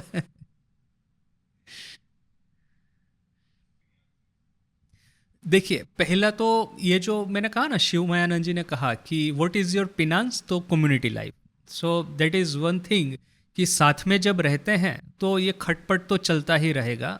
अपने ईगो को उस समय संयम में रखना एक बहुत बड़ी साधना है। ये अपना हिंदू जॉइंट फैमिली, यह क्या है, सबसे बड़ी साधना का तो जगह यही है। लेडीज़ की अवस्था, एक तो एक होता है कि जैसे कि उनको क्या है कि सब समय ईगो के ऊपर में आघात होते रहते हैं। जैसे मैंने मेरे बारे में बताया था, I am very fortunate to grow up in a joint family. संयुक्त कुटुंब में बड़ा होना मुझे लग रहा है कि मेरे जीवन का सबसे बड़ा एक सद्भाग्य था। मेरे माँ की ओर से भी, और माँ अर्थात कि माँ के घर में जब जाता था मोसाल अपने, वहाँ पे भी, और पिताजी जहाँ पे रहते थे वहाँ पे भी, दोनों जगह संयुक्त कुटुंब थे। तो एट द सेम टाइम बच्चों के लिए जो हेवन था, मैं ग्रोन अप्स जो थे मैं देख रहा था कि उनके जीवन में स्ट्रगल है। अभी वो जैसे मैं अपने मोसाल जाता था गांव में, तो एक चाची थी, तो बड़ा स्नेह करती थी हम सब बच्चों को, जो अच्छा अच्छा खाना खा के खिलाएगी। किंतु फिर वो कंप्लेन भी करती रहती थी कि वो जो सीनियर मेंबर्स जो है फैमिली के, वो उनके बारे में ऐसा कुछ कह रहे हैं, या तो फिर जो भी उनका इंटरनल स्ट्रगल होगा। तो ऑन वन हैंड कि मैं तो परिवार में जितने भी है सबको मुझे इक्वल स्नेह करते थे, एट द सेम टाइम मुझे स्पष्ट दिख रहा है कि आपस में वो जो उनके कॉन्ट्राडिक्शंस, मतभेद काफ़ी है। और आजकल के युग में आप किसी को कह ही नहीं सकते कि आप जॉइंट फैमिली में रहिए। मेरी खुद की बहन मुझे कहती है कि वो शादी करके अपने घर गई, और उनके वो जो हस्बैंड के पेरेंट्स है उसके साथ नहीं पटता है, नहीं रहना है। तो अभी मैं तो उसको कहूँगा नहीं कि अब अपनी चाची को तो देखा, अपनी माँ को देखा तुमने बचपन में कैसे जॉइंट फैमिली में एडजस्ट करके रहे हैं, तुम भी रहो। I will not tell her that, क्योंकि आज का युग ही ऐसा हो गया है कि एक सेल्फ एसर्शन सबका होता है। वो जो मैंने जॉइंट फैमिली में देखा था कि सीनियर लोग जो है घर में, उनकी बात सभी लोग मान लेते हैं। यदि आपका यह भी होगा, कुछ मतभेद अलग से होगा, तो आप बिल्कुल ही आप संबंध तोड़ करके सेपरेट नहीं हो जाएंगे, जो कि आजकल हर जगह पे हो रहा है। आजकल आपको रेयरली जॉइंट फैमिली देखने को मिलेंगे, अभी तो सब न्यूक्लियर फैमिली हो गए हैं। तो एक तो था वो एक कि जॉइंट फैमिली में रहना सबसे बड़ी तपस्या थी। अब चाहे जैसे आपने कहा कि दूसरों की मोरल पोजीशन न भी हो, तो जस्ट आउट ऑफ सीनियोरिटी या तो फिर जो सोशल स्टेटस होता है वो उन लोगों के पास में है बोल करके हमको ये मेंटल एडजस्टमेंट कंटिन्यूअस करना पड़ता है। तो उन्होंने जो एडजस्टमेंट किया, the result was my healthy childhood. और सिर्फ मेरा ही नहीं, हम मेरी जनरेशन के जितने भी लड़के होंगे सब लोगों ने मोर और लेस जॉइंट फैमिली देखा ही होगा, और उनको जो एक इमोशनल सपोर्ट मिलता है। और हम लोग यदि अपने को आज की जनरेशन के साथ कॉन्ट्रास्ट करेंगे कि ये न्यूक्लियर फैमिली में रह रहे हैं, माँ पिताजी दोनों कभी कभी एब्सेंट होते हैं, जॉब करते हैं, तो बच्चे को डे स्कूल में रख देते हैं, या तो फिर किसी आया को रखते हैं घर में उसको केयर करने के लिए। तो हम लोग इनका जो इमोशनल देखते हैं कि नरिशमेंट कैसे हो रहा है और हमारा कैसा था, we feel our self fortunate. अभी हमारे लिए उनको कष्ट करना पड़ा, हमारे पेरेंट्स को, हमारे फैमिली मेम्बर को, बट वी टुक बेनिफिट। अभी रिवर्स हो गया है कि पेरेंट्स जो है अपनी सुविधा के लिए जो कर रहे हैं, it will not be too very good for children. So this is a progression of history. कोई किसी को कुछ कह नहीं सकता है। मैं अपनी खुद की बहन को ऐसा कभी फोर्स करके नहीं कहता कि तुम जॉइंट फैमिली में रहने का प्रयास करो, बिकॉज आज युग बदल गया है पूरा। एक सेल्फ एक्सप्रेशन, इंडिपेंडेंस सब में है। So you have to go with that age. कोई इस युग को चेंज नहीं कर सकता है। So that is one thing कि फैमिली लाइफ में जो जॉइंट फैमिली हमने देखे थे, that was the perfect incubation for tapasya. यदि ग्रोन अप होकर के आपने जॉइंट फैमिली में रह लिया, जिनका सीनियर है, सोशल स्टेटस है, उनकी डांट है वगैरह आपने सहन कर ली, that will be very good for your spiritual life as well as the emotional nourishment of children. So वो तो एक बात हो गया. अभी corporate life का तो एकदम प्रश्न ही अलग है. वहाँ पे यदि self assertion is the rule, यदि आप अपने बॉस है या कलीग है, वो आपको पॉलिटिक्स करके या नेगेटिव भाव से आपका जो कंट्रीब्यूशन है उसको हत्या लेना चाहता है, तो आप उसको सहन नहीं कर पाएंगे. So corporate life is completely different कि you will have to assert yourself, you will have to have कि अपना जो राइट है उसको आप गंवा नहीं सकते हैं. पॉलिटिक्स में भी ऐसा है. भारत देश के साथ में देखिए ना क्या हुआ. जो आध्यात्मिक वैल्यूज़ है जो कि एक इंडिविजुअल और फैमिली तक सीमित रहनी चाहिए, उसी वैल्यूज़ को हमने नेशनल लाइफ में लाने का प्रयास किया. बुद्ध ने जब ऐसा किया 1000 साल की गुलामी, गांधी जी ने ऐसा किया तो भारत का पार्टीशन. सो क्या है कि नेशनल लाइफ है या तो कॉरपोरेट लाइफ है, उसकी वैल्यूज़ अलग है. वहाँ पे अपना राइट जो है वो हमको एसर्ट करना ही होगा. Spiritual life it is as such, it is related mainly with, खास करके ये सहन करना, ये जो ट्रेडिशनल स्पिरिचुअलिटी है, it is mainly related with our individual relation with God and with our family life, not with our political or corporate life. वहाँ के लिए सेपरेट रूल्स हो जाते हैं. स्वामी जी ने इंटरेस्टिंगली अहिंसा के बारे में ऐसा कभी कुछ नहीं कहा है, विच इज़ वेरी ट्रू. देखिए अशोकानंद जी का एग्जाम्पल तो जग जाहिर है. वो बार बार कहते हैं कि गांधी जी के विचार जो है स्वामी जी से डायमेट्रिकली ओपोजिट है, और प्रबुद्ध भारत में एडिटोरियल लगते थे, गांधी जी की निंदा करके प्रारंभ कर दिया था. तो बेलूर मठ को थोड़ा सा डर लग गया कि अभी गांधी जी इतने पॉपुलर है और अपने ही मैगजीन में उनकी निंदा हो रही है, तो उनको अमेरिका भेज दिया था. देखिए मेरी दृष्टि से ना इंडिया का सबसे बड़ा मिस्ड अपॉर्चुनिटी क्या है पता है? In modern age Gandhi ji गए थे बेलूर मठ स्वामी जी का दर्शन करने के लिए. 1902 के स्वामी जी के महासमाधि के पहले की बात है. उस समय अनफॉर्चुनेटली स्वामी जी थे कलकत्ता में, मोस्ट प्रोबेबली बलराम भवन में, बीमार थे तो ट्रीटमेंट के लिए गए थे. यहाँ पे गांधी जी आए, देखा कि स्वामी जी नहीं है, तो निराश होकर के चले गए. I think this is the biggest missed opportunity in modern India. ये गांधी जी और स्वामी जी का मिलन यदि हो जाता ना, तो आई डोंट नो कि क्या होता. मैंने क्योंकि क्या है पता है, वैसे तो गांधी जी का स्वामी जी के प्रति ऐसे तो फेद है, किंतु मैंने गांधी जी का जो कंप्लीट वर्स तो नहीं कहूँगा, किंतु काफ़ी मैंने स्टडी किया था मैं जब उस समय गुजरात में था. तो गांधी जी ना बीच बीच में स्वामी जी के बारे में कोई ना कोई नेगेटिव कमेंट करते रहते हैं. उनका एक सबसे बड़ा कंप्लेंट था कि इंडिया में इतने गरीब है तो उनको छोड़ करके स्वामी जी अमेरिका क्यों गए. यदि आपको देश के लिए कुछ करना ही था तो भारत में ही रह करके भारतवासियों के लिए आप काम करते. आपने अपनी जो पूरी प्राण शक्ति है विदेश में गंवा दी, वापिस आकर के ना ही भारत में प्रवचन किए ना. जो इवन स्वामी शिष्य संवाद में शरद चंद्र भी स्वामी जी को पूछता है कि महाशय स्वामी जी आपने विदेश में इतने प्रवचन किए, भारत में क्यों नहीं कर रहे हैं. तो नेचुरली स्वामी जी का उत्तर बड़ा स्पष्ट था कि इस भूमि में इतने प्रवचन हो गए कि अभी वो शब्द नहीं, अभी कार्य चाहिए. So that was Swami ji reply. Ramakrishna mission की स्थापना की वगैरह वगैरह. किंतु this was a persistent criticism against Swami ji कि उन्होंने कार्य किया तो अमेरिका में किया, इंडिया में ऐसा उनकी कोई विजिबल प्रेजेंस नहीं रही. एक बार एक हाइप खड़ा हो गया स्वामी जी जब फर्स्ट टाइम रिटर्न हुए थे, उसके बाद में जैसे कि वो पूरा सबस्यूम हो गया है, मतलब सबमर्सिबल हो गया है पूरा मूवमेंट, स्वामी जी सब कुछ. जो जिस तरह का हाइप इनिशियली क्रिएट हुआ था वो सस्टेन नहीं हुआ है, नहीं स्वामी जी के विचार, नहीं स्वामी जी स्वयं, नहीं रामकृष्ण मिशन.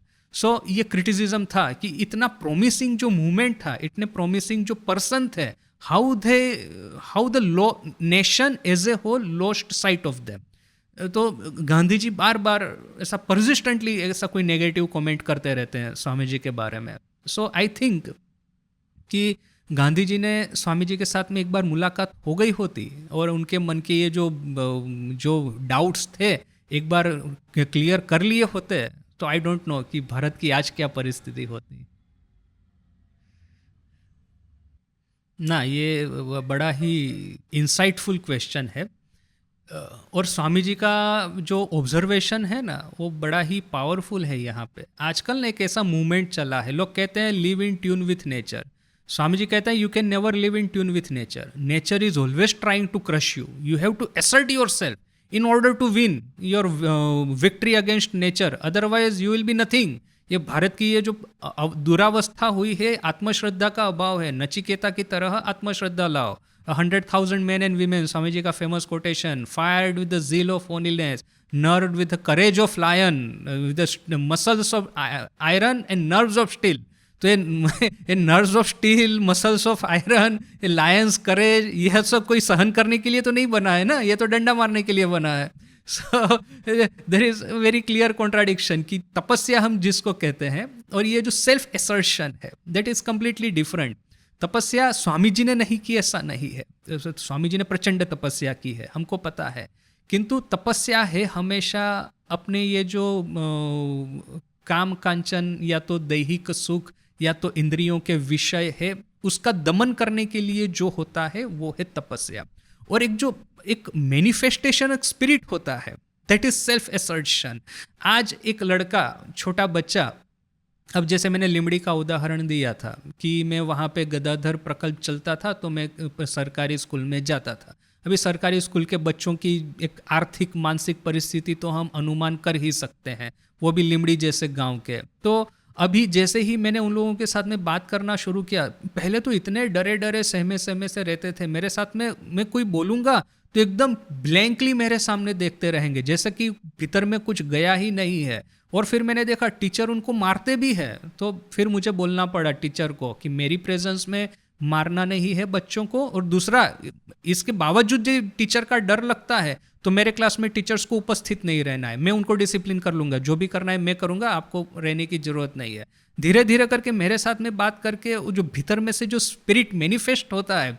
अभी किसी को ड्राइंग का शौक है तो उसके लिए मैंने वो अच्छा सा एक ड्राइंग बुक है, वो पेस्टल कलर से वो दे दिया। किसी को सिंगिंग का शौक है, गीत गाने का, तो हमने एक म्यूज़िक टीचर को हायर किया था, सबको म्यूज़िक सिखाता है, योगा में सिखा रहा था। यानी कि जो भीतर का जो स्पिरिट होता है, विद इन 6-7 मंथ मैंने देखा कि जो एक मैनिफेस्टेशन हो रहा है बच्चों के भीतर में उत्साह। जैसे ही मैं आऊँगा, गाड़ी आएगी, आवाज़ सुनूंगा, बच्चे लोग सुनेंगे तो उस क्लास में बैठे हल्ला मचाना शुरू कर देंगे, वो मारा जाए। फिर जो कहाँ वो डरे डरे सहमे सहमे थे, कहाँ ये उनका एक स्पिरिट मैनिफेस्ट हो रहा है। रांची के ट्राइबल विलेज में अगेन उनका सोशल पॉलिटिकल सिचुएशन समझ ही सकते हैं, किंतु हमारी नाइट स्कूल जो रात्रि पाठशाला जहाँ चलाते थे, ये लड़का जो कि दिन भर खेत मजदूरी करता है, गवर्नमेंट के रूल है कि चाइल्ड लेबर नहीं होना चाहिए, किंतु ये सब थियरी है, सबको पता है, वो बेचारा खेत में काम करेगा ही करेगा। 10-12 साल का बच्चा ये खेत में काम करने के बाद में वो स्कूल में पढ़ाई लिखाई के लिए आता है, but that enthusiasm is there, क्योंकि हमने वो सिस्टम खड़ा किया था कि बच्चों को, खास करके ट्राइबल बच्चों को एनकरेजमेंट मिले। तो भीतर का जो ब्राह्मण है वो जो मैनिफेस्ट होता है, such a beautiful thing to watch. उनको ना सदियों से इस तरह से दबा करके रखा गया है, जमींदार है, गवर्नमेंट है, ये धनी लोग है, यह लोग सब समय इनको डांट करके, उनका शोषण करके दबा के रखते हैं। So when that spirit is manifested, is such a beautiful sight to watch. किंतु हम बच्चों को ऐसा नहीं कहते कि indulge in your senses, which is completely different, कि आप अपनी इंद्रियों के सुख भोग को बढ़ाओ, ऐसा तो हम नहीं कहते हैं। Manifest your spirit but control your senses. So apparently शायद आपको कॉन्ट्राडिक्टरी दिखेगा, but this is consistent with in this philosophical background.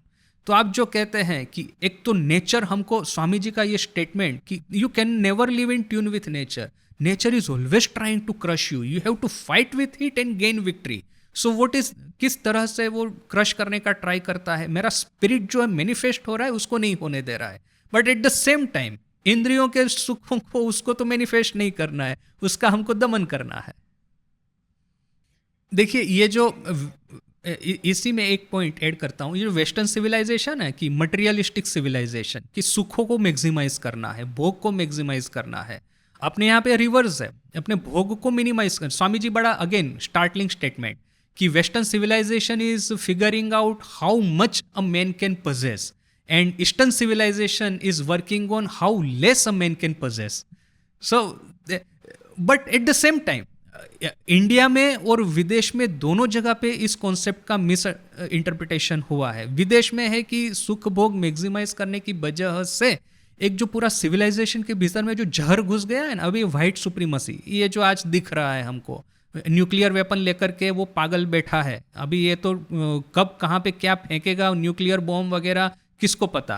तो दैट इज़ वेरी डेंजरस कि इतना बड़ा मिलिट्री, इतना बड़ा न्यूक्लियर वेपन्स का स्टॉक पाइल, उसके ऊपर में वहाँ पे कुछ लोग बैठे हैं, उनकी सैनिटी के ऊपर में अभी पूरी पृथ्वी का अभी ये है भविष्य। सो विद वेरी डेंजरस, सुख भोग को मैक्सिमाइज करना है, इस फिलोसॉफी को लेके बैठे हैं ये लोग।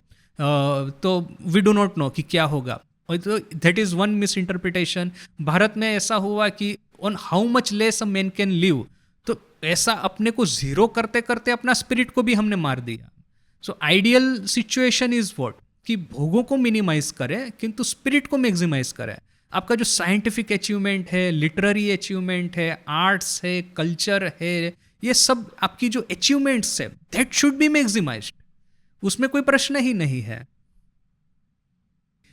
देखिए, मैं हमेशा कहता हूं कि शुक्र मनाओ भगवान का कि चाइना क्रिकेट नहीं खेल रहा है।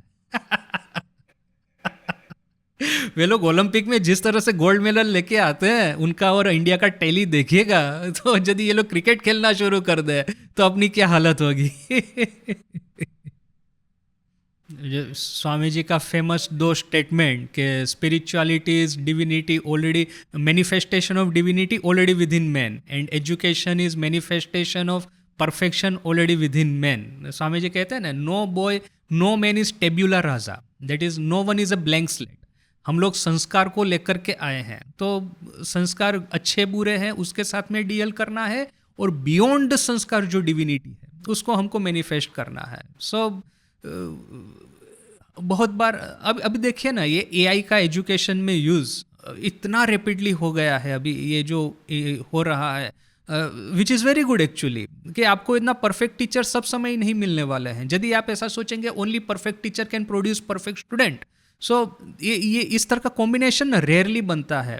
अपना वो राधा कृष्णन है, ये इस तरह के जो कुछ टीचर्स थे, मैंने विचार ग्रेटेस्ट ऑफ देम, अब कितने स्टूडेंट का सद्भाग्य है कि इस तरह के टीचर मिलेंगे। किंतु यहाँ पे आपके सामने AI at your finger tip, any information you want वो प्रोड्यूस करता है। सो अभी आजकल के एआई में ये लर्निंग मोड आ गया है कि it will take you step by step towards the solution of problem rather than giving you the solution. It will encourage you to think yourself through puzzles and quiz etcetera. So already यदि AI आपको सिखा सकता है तो फिर क्या है। It's not like that कि वो अभी जोत से जोत जल सकती है, पत्थर में से तो जोत नहीं जलेगी। और एक ह्यूमन टीचर कैन, यदि उसमें परफेक्शन है वो परफेक्शन देगा, वो तो फिर भी समझ है। एआई कैसे परफेक्शन दे सकता है? वो दे सकता है तभी दे सकता है जबकि मेरे भीतर में वो जो है ऑलरेडी